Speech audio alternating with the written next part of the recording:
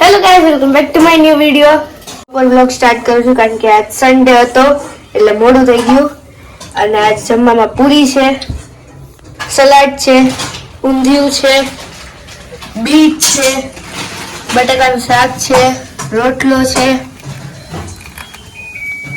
Cheese થતો ઈ જ ખાઈએ અને ચાપડી છે અને નાગલીના પાપડ છે.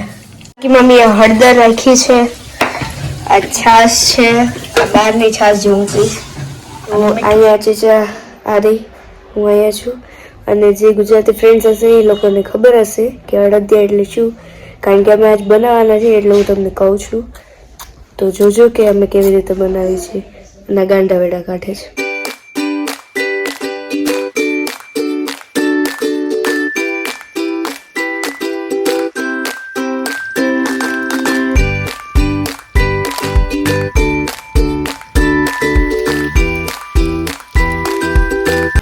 ખાંડના બદલે છે ને ગોળ નાખ્યો છે.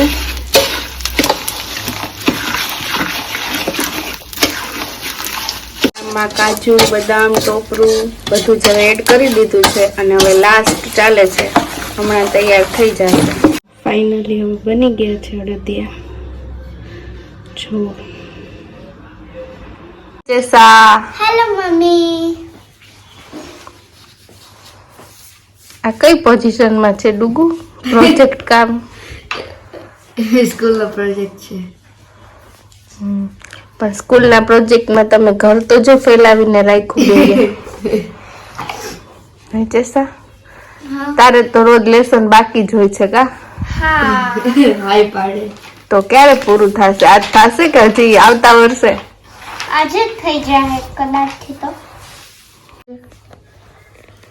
હવે ખબર નહીં કલર કામનો પ્રોજેક્ટ છે કે શેનો પ્રોજેક્ટ છે, પણ હાલમાં તો બનાવે છે.